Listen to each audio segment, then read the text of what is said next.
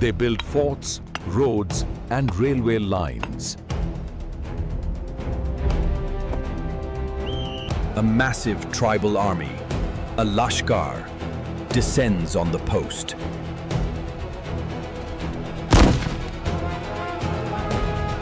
They repulsed 2 frontal assaults. The cost to the attackers was severe.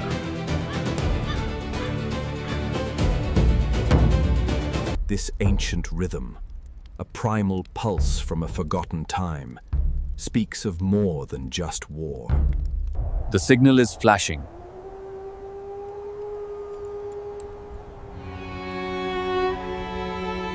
A tiny spark of light from a burning rooftop.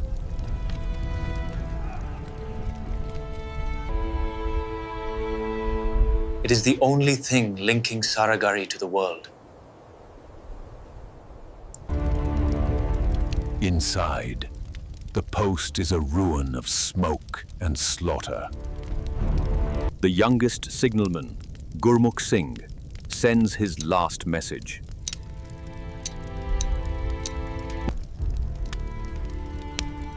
It is not a plea for rescue, but a request for permission.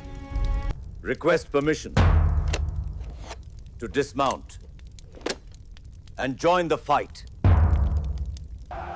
This was not a battle.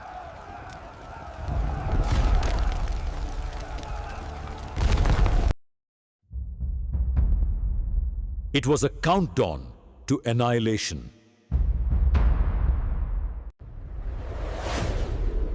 The Northwest Frontier, a land of ancient conflict. This is the commander.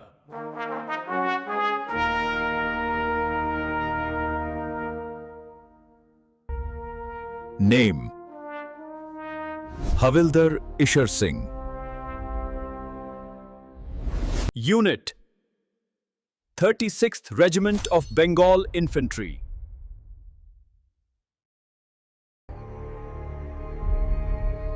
Theatre of war, the Northwest Frontier. The very edge of the British Empire.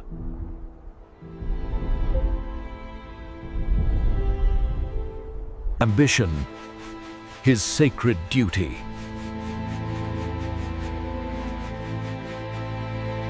His men?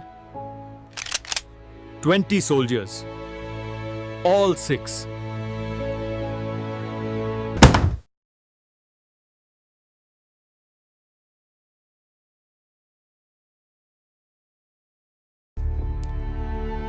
Ishar Singh was not a simple hero.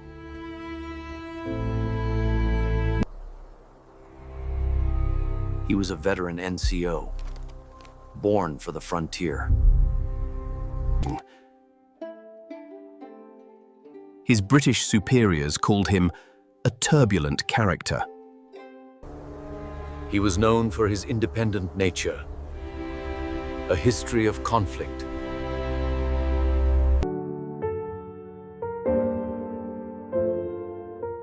One historian's assessment was perfect. Thus, Ishar Singh, in camp a nuisance, in the field magnificent. The Samana Ridge, a timeless sentinel, watched over a land of both profound beauty and relentless challenge. This was the tinderbox.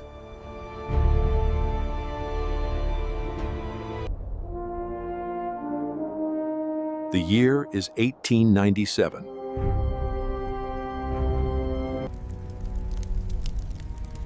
The Northwest Frontier is engulfed in a massive revolt. This is the Great Pashtun Uprising.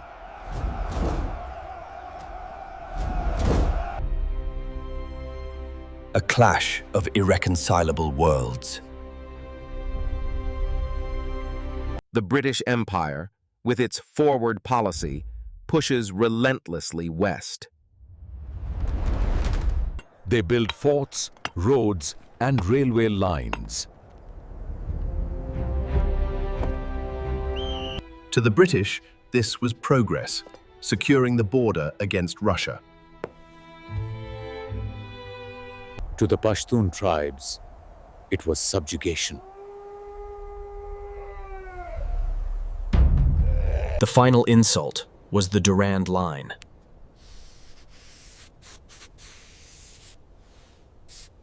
A border drawn on a map that cut through their lands.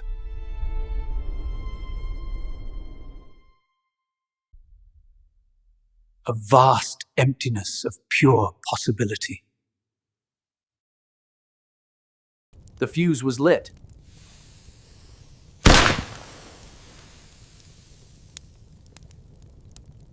Rumors of British weakness and a global jihad spread.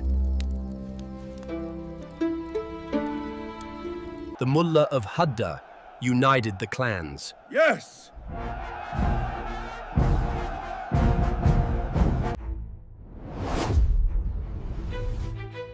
The immediate theater was the Samana Ridge. Here, the British built Fort Lockhart and Fort Gulistan. But the rugged terrain blocked their line of sight.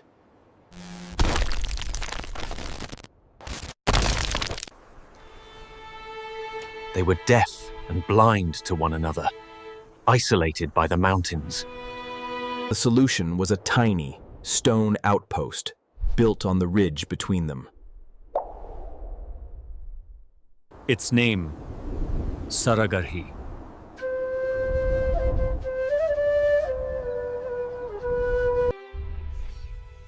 Its sole purpose was to serve as a heliograph communications relay. It was the vital nerve center of the entire defensive line.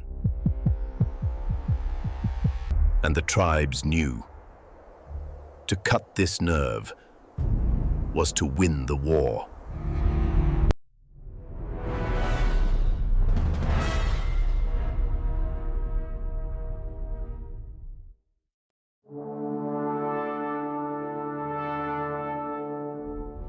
This is the commander class. Ishar Singh was the professional.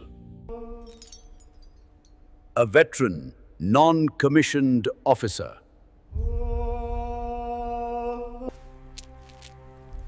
He was a man who understood the brutal arithmetic of the frontier.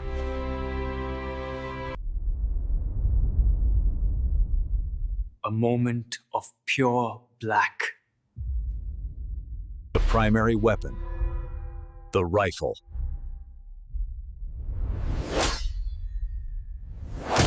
The Martini Henry.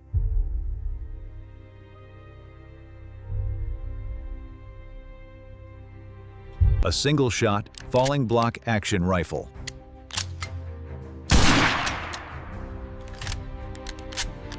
It was robust, reliable, and devastatingly powerful.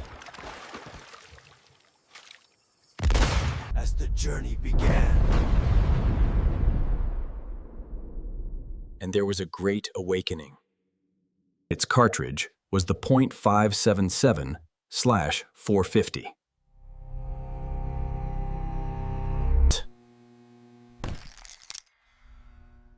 A heavy 480-grain lead bullet.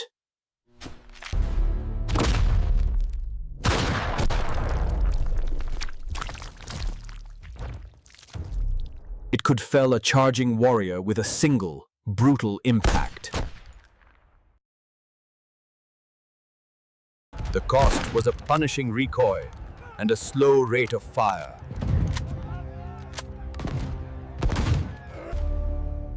Each Sikh had 400 rounds.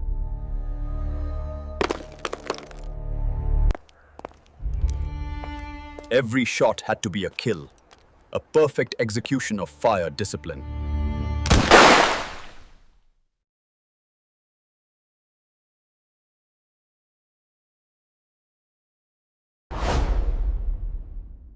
The secondary weapon, the post. Saragarhi was not a fortress.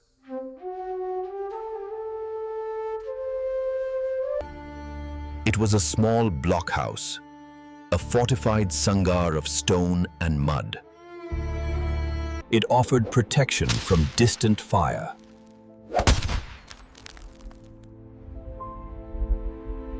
But it was never designed to withstand a full-scale siege.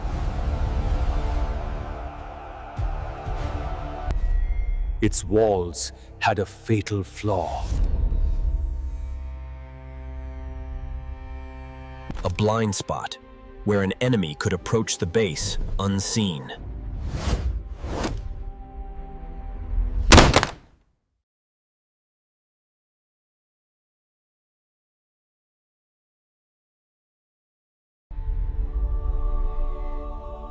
The X factor, the ethos.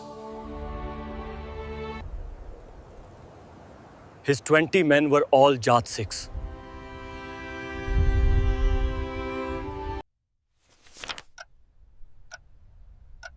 He knew military discipline alone would not be enough. He reminded them not of their duty to a distant British empress. He reminded them of their duty to the Khalsa. His expression, full of passion and faith. He quoted the line, "Sawa lakh se ek ladhaun."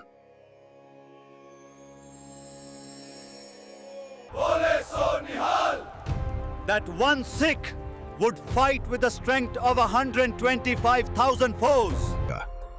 He transformed a colonial skirmish into a sacred, historic struggle. The fate of an empire rests upon such a watchful gaze. The storm arrives.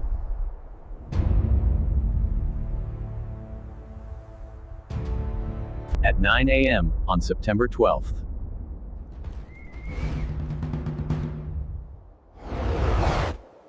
A massive tribal army, a Lashkar, descends on the post.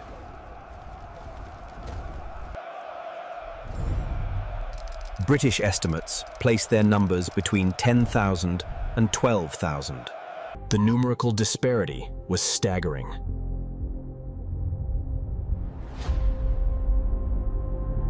At least 500 to 1.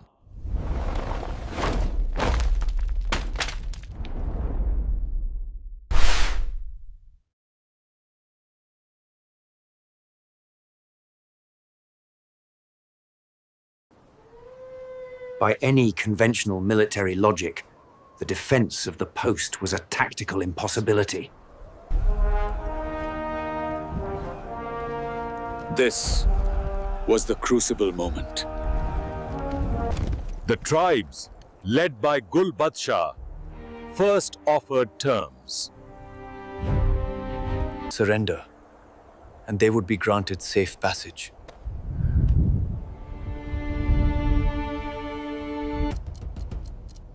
His mission was not survival.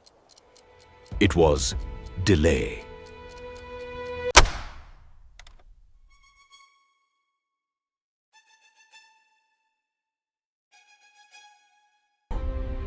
This was not a simple fight.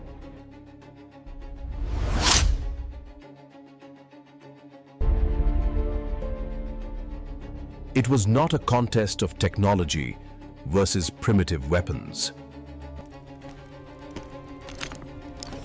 The Pashtun warriors were also armed with modern firearms. They had captured Martini Henrys. They even possessed more advanced, repelling Lee Metford rifles. The Sikhs' primary advantage was not their equipment, but their training. Their fortified position and their unwavering fire discipline.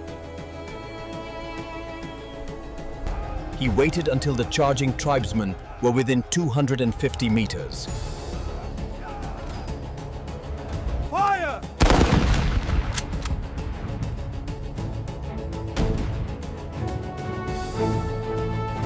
Disciplined volleys tore through the attackers.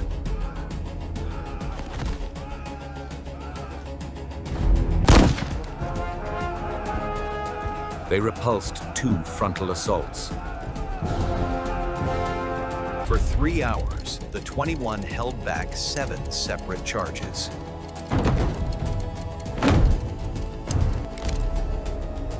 But the Pashtun leaders were smart.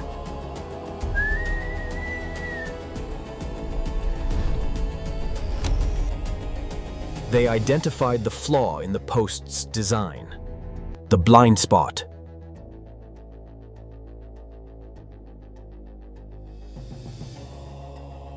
They set fire to the surrounding scrub, creating a thick smokescreen. Under this cloak of smoke, a team reached the wall and began to dig.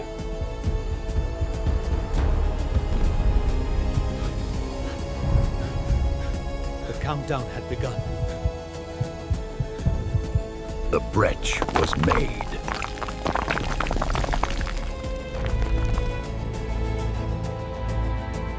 The wall is breached.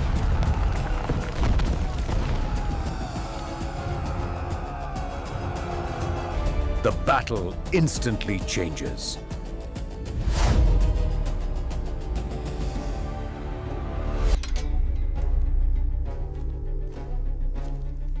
It is no longer a firefight. It is a brutal, intimate melee.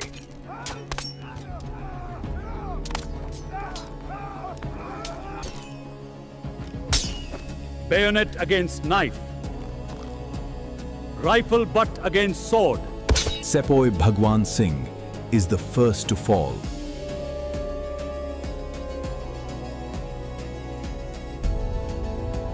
And with that final breath, the world was forever changed. Tribesmen pour through the gap.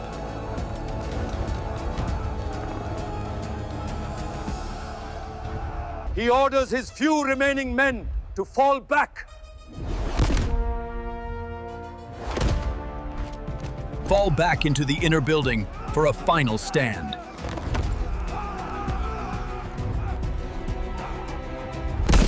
But he, though wounded, does not go with them.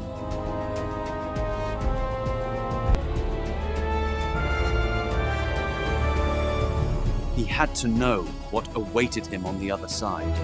He remains in the breach.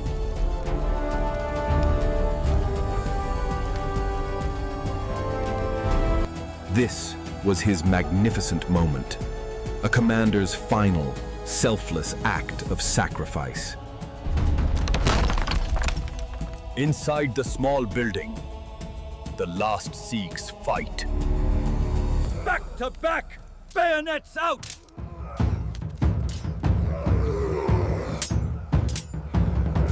They are overwhelmed.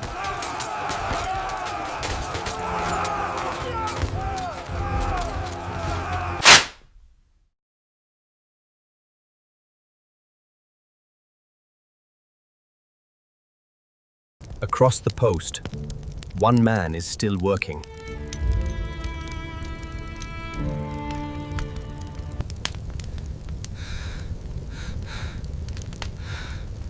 Sepoy Gurmukh Singh. He has relayed every stay in the fight. Now, with the battle lost, he sends his last signal. He packs his heliograph.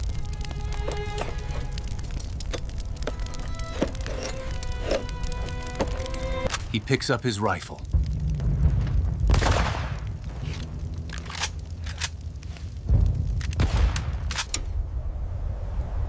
And the signal post at Saragarhi falls silent.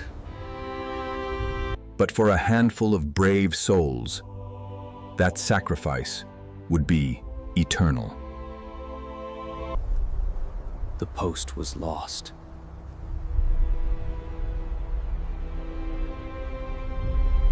But the battle was won.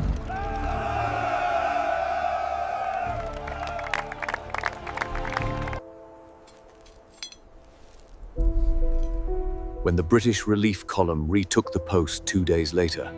Present arms. They found the bodies of all 21 defenders. The cost to the attackers was severe.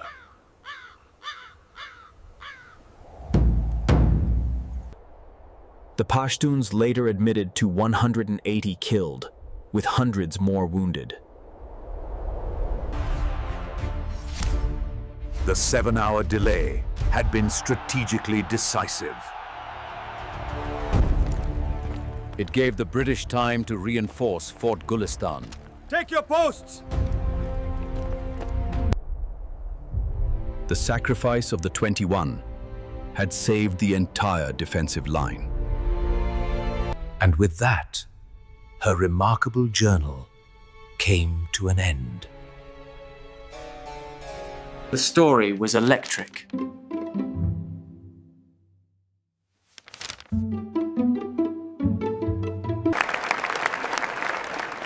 The British Parliament gave the fallen a standing ovation. In an unprecedented move, all 21 Sikh soldiers were posthumously awarded the Indian Order of Merit.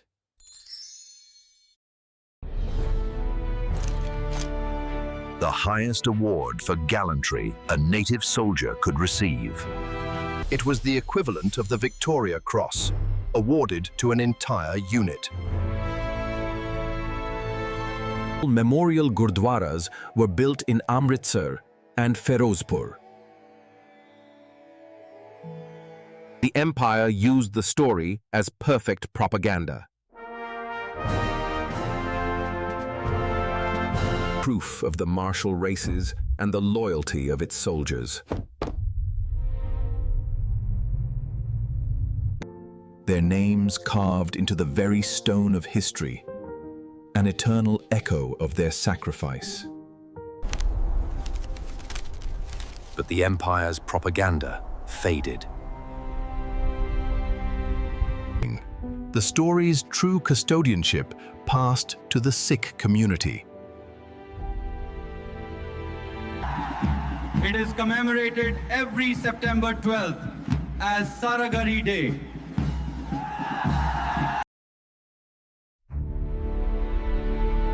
He left a legacy that continues to inspire. Ishar Singh's genius was not just in tactics. It was his leadership in transforming a hopeless colonial defense into an immortal, sacred duty for the honor of the Khalsa.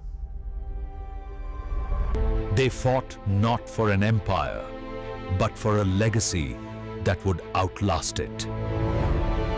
For you is the legacy of Saragarhi.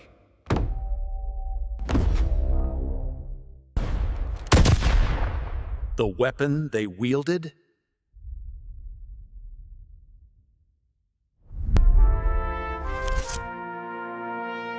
The empire they served?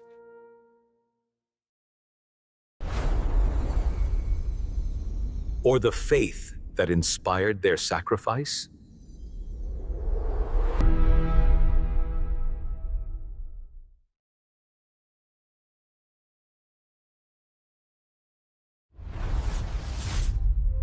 Whose conquest chronicle should we reconstruct next?